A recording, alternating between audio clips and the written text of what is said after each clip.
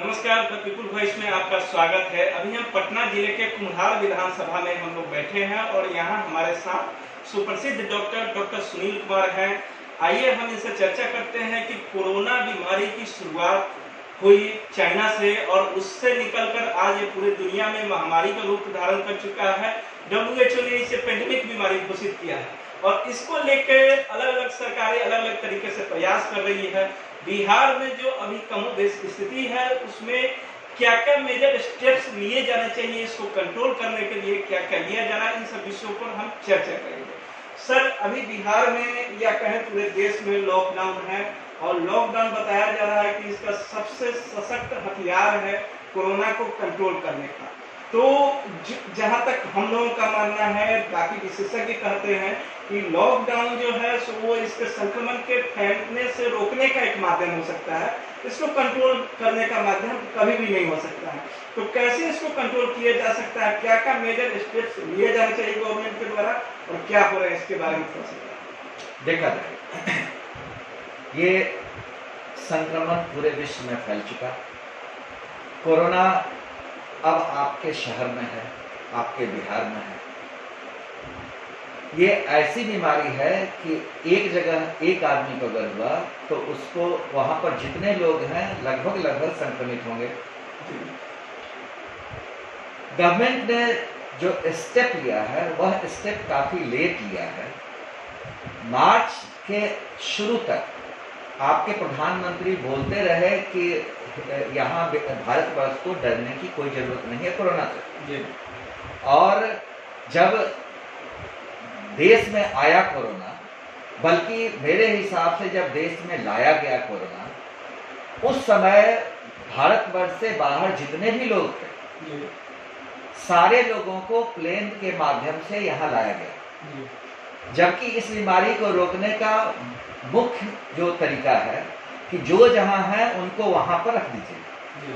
आप अपने एम्बेसी के माध्यम से वहां उनको खाना दीजिए, कंटेन कीजिए, सारा काम कीजिए उनके लिए, लेकिन उनको आप प्लेन से लाइए नहीं। इस बीमारी को विदेश से मोदी सरकार के द्वारा लाया गया, यह मेरा मंतव्य है। भारतवर्ष में बाहर से जो लोग आए वो कोरोना को लाए और जब कोरोना यहाँ आ गया तो स्टेज 1 उसी को कहते हैं कि बाहर से आपके यहाँ अगर कोरोना बीमारी आ गया जो इस सरकार के द्वारा लाया गया तो स्टेज 1 तो हो गया। जब स्टेज 1 होता है तो उसके बाद उसका लोकल स्प्रेड होता है जिसे आप स्टेज 2 कहते हैं।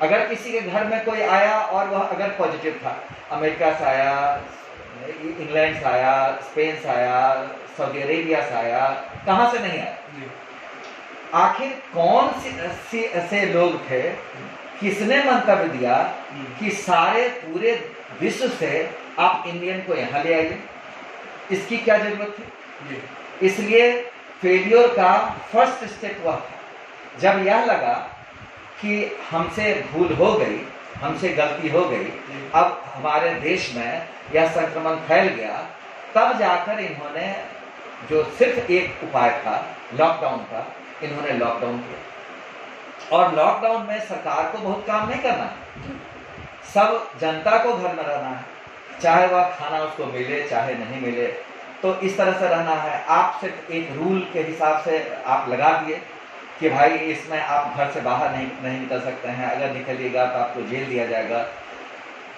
हम कह रहे हैं क्या जो सारे लोगों को पैसा दिया जा रहा है, उसके अकाउंट में इतना भेजा जा रहा है, वह तो सरकारी व्यवस्था है, कागज पर है, कुछ को मिला भी हाँ।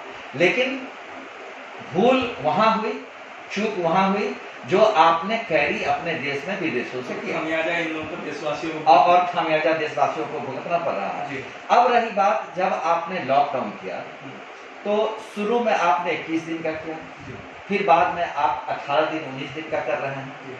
जब आप 18 और 19 दिन का फिर से कर रहे हैं तो आप यह कभी अपने प्रचार में नहीं बता रहे हैं कि हमारी व्यवस्था क्या है, हम अब कर क्या रहे हैं। जब आपके यहाँ अब दिनों दिन फैलते जा रहा है, महाराष्ट्र में हाईएस्ट है, दिल्ली में हुआ, अन्य जगह हुआ, बिहार में भी है, पटना में भी है, हर जिले में अगर है तो हर जिले में। लेकिन जहाँ पर आप देख रहे हैं कि नहीं, यहाँ पर अभी नील जी। तो वहाँ नील नहीं है। जी। आपके यहाँ टेस्टिंग की व्यवस्था नहीं है। व्यवस्था नहीं मैं इसलिए कह रहा हूँ कि आप 9 करोड़ की जनसंख्या, 10 करोड़ की जनसंख्या आपके बिहार की है। जी। अभी 15 दिन, 20 दिन, 25 दिन पहले तक मात्र आप दिन भर में ये 100 रोज आप कर सकते थे, फिर 200 कर सकते थे। आज के दिन आप 400 से 500 कर रहे हैं। ये सरकारी आंकड़ा है क्या? जी। तो अगर आप 500 ही कर रहे हैं टेस्ट, तो महीना में आप कितना कीजिएगा? 15,000 कीजिएगा। जी।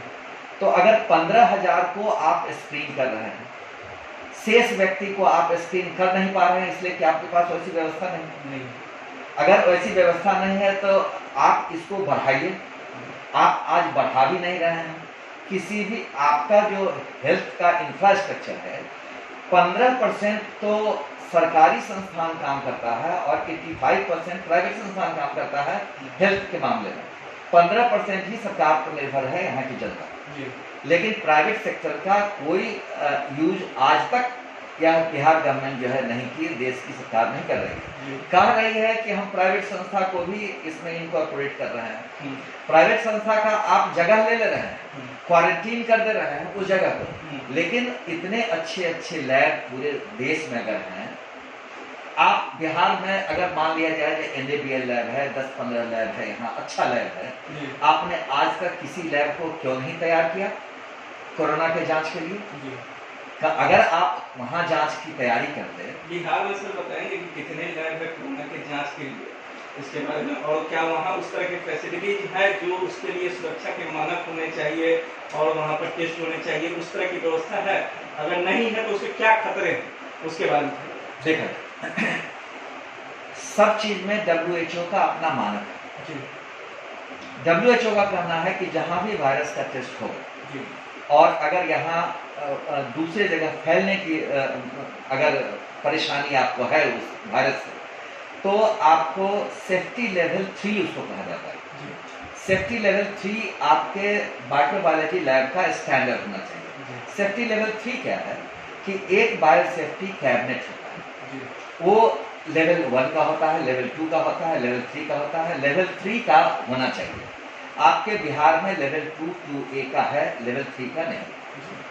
उसके अलावे जो रूम होना चाहिए वो नेगेटिव प्रेशर पर रहना चाहिए ताकि बाहर से हवा उस रूम में जाए, लेकिन अंदर की हवा बाहर न जाए, ताकि अगर वायरस का स्पिलेज होता है तो वह कंटेन रहे उसी रूम में, और नेगेटिव उसके बाद डक्ट सिस्टम से उसको बाहर निकालने की व्यवस्था। ये चीज आपके कहीं भी पूरे बिहार में किसी लैब को नहीं है फैसिलिटी। लेकिन अब अगर फैसिलिटी नहीं है तो क्या काम करना बंद कर दीजिएगा? नहीं, बंद नहीं कीजिएगा। जो फैसिलिटी है उसमें काम किया जा रहा है, लेकिन इसमें पब्लिक को अगल बगल जो संक्रमण फैलेगा आपके लैब से ही फैलेगा। लैब को कंटेन करने की कोई व्यवस्था नहीं है। नेगेटिव प्रेशर पर कोई लैब आपका माइक्रोबायोलॉजी लैब काम नहीं कर रहा है, जो इसके लिए निहायत ही आवश्यक है। जैसा कि आप बता रहे हैं कि नेगेटिव प्रेशर का होना चाहिए, लेवल 3 का सेफ्टी लेवल होना चाहिए, वैसे स्थिति में बिहार में कोई लैब नहीं है।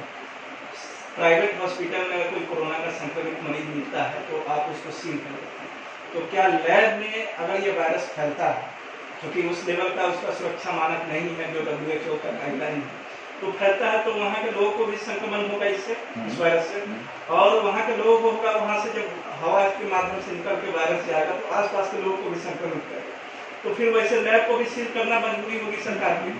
तो फिर क्या उपाय होंगे? जैसे आप बता रहे हैं कि सरकार के पास लैब जो है बहुत कम है, और ये भी जब फेल हो जाएंगे तो सरकार इसके अल्टरनेटिव में कुछ उपाय कर रही है, या क्या उपाय हो सकता है? सरकार को ध्यान दिलाना चाहिए, आप ध्यान आकृष्ट करना चाहिए। देखा जाए, आपके यहाँ इस मानक पर उतरने वाला लैब 7, 8, 10 लैब, 15 लैब जरूर है।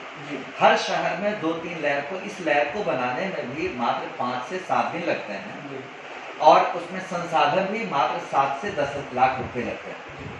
सरकार अगर चाहे कि इतने बड़े काम को अभी जब किया जा रहा है, अगर किसी शहर में 10 लैब को स्थापित करने के लिए मात्र 1 करोड़ की आवश्यकता पड़ती है, तो सरकार के लेवल पर बहुत आसानी से यह काम, जो प्राइवेट में लैब है उस लैब में तो उसका अपना तंत्र है, सारा कुछ है, अगर नेगेटिव प्रेशर क्रिएट करने के लिए आप डक्ट सिस्टम उसको कहते हैं, एग्जॉस्ट सिस्टम कहते हैं, वो दे दीजिए।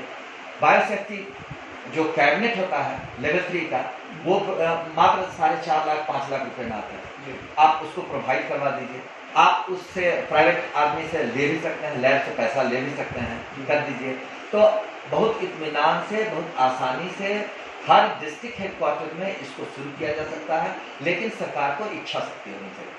एक चीज और हम जानना चाहेंगे, जैसे अभी कुछ समय पहले पीएमसीएच में माइक्रोबायोलॉजी के एक टीचर थे, प्रोफेसर थे, उनको सस्पेंड कर दिया गया। सरकार ऑलरेडी मानव संसाधन की कमी से जूझ रही है, उसके पास योग्य चिकित्सक नहीं है, जो इस पर काम करने वाले लोग हैं उनकी संख्या कम।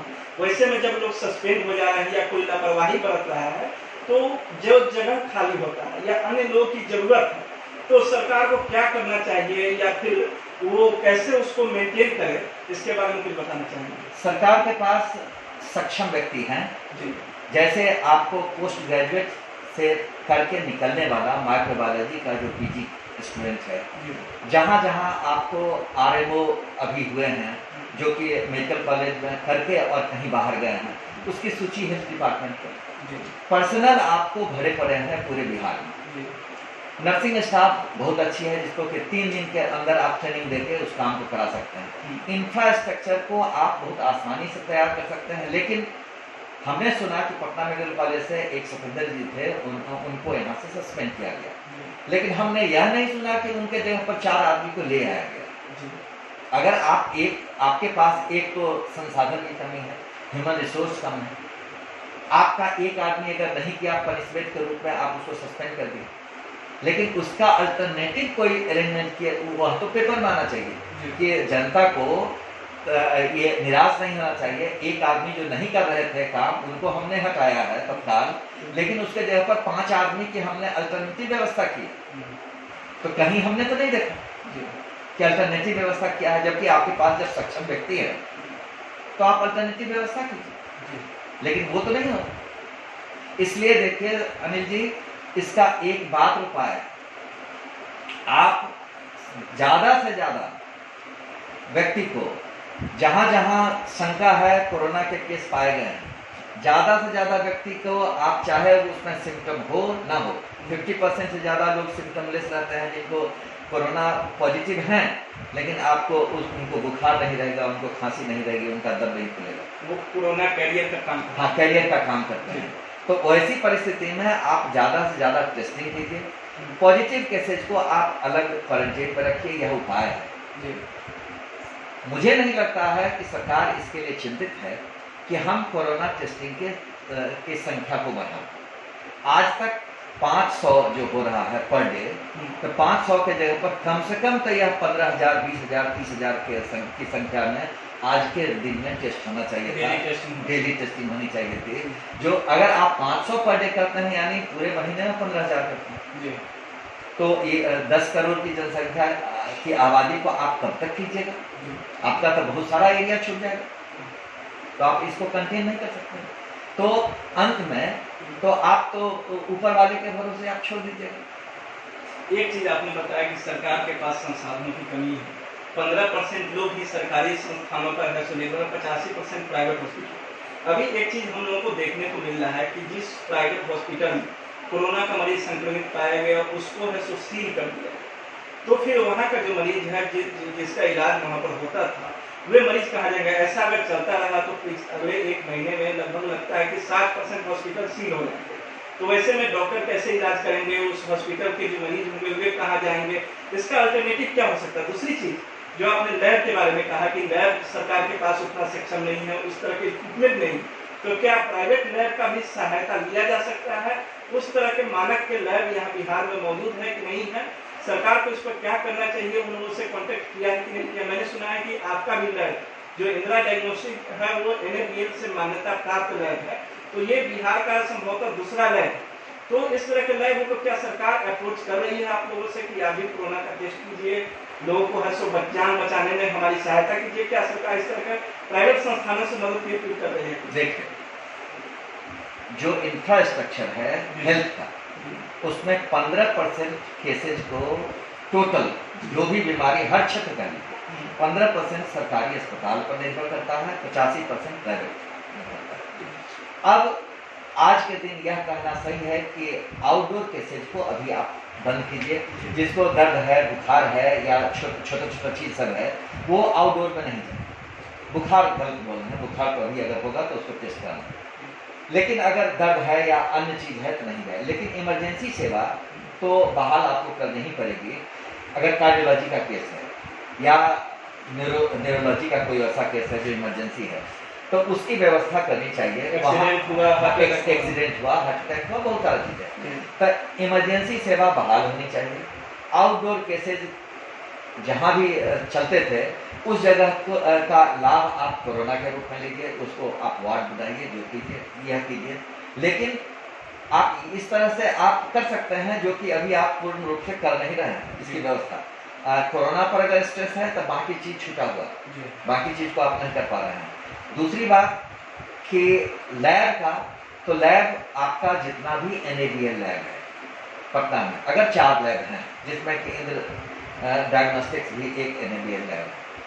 इससे अभी तक जो मेरी जानकारी है कि कुछ लोग फोन पर पूछे हैं कि आपका NABL लैब है, आप कर सकते हैं या नहीं कर सकते हैं, लेकिन एक भी सरकार का कोई तंत्र, एक भी व्यक्ति आकर इस लैब को इंस्पेक्ट नहीं किया, देखा नहीं कि अगर यहाँ पर हो सकता है तो आप कर सकते हैं या नहीं देखें। तो इसमें जो एक सिंसियरिटी होनी चाहिए सरकार की तरफ से वो नहीं है, जिसके चलते नहीं, अगर सिंसियरिटी हो जाए तो कोरोना का टेस्टिंग जो आज 500 पर डे हो रहा है उसको आप आसानी से 10,000, 12,000, 15,000 की संख्या में कर सकते हैं और आपके पास हर चीज अवेलेबल है। और कुछ सवाल हो सकता है? तो इस तरह से हमारी डॉक्टर सुनील से काफी विस्तार से हर विषयों पर चर्चा हुई। इन्होंने बताया कि मुख्य रूप से इसका इलाज तभी संभव है जब पूरे बिहार वासियों का टेस्टिंग हो, स्क्रीनिंग हो और उसके बाद जो लोग संक्रमित पाए जाते हैं उनका प्रॉपर इलाज करके उनको सही किया जा सकता। दूसरी चीज, इंफ्रास्ट्रक्चर की जो सरकार की कमी है उसमें बहुत ही मामूली खर्च के साथ वो लैब को विकसित कर सकती है।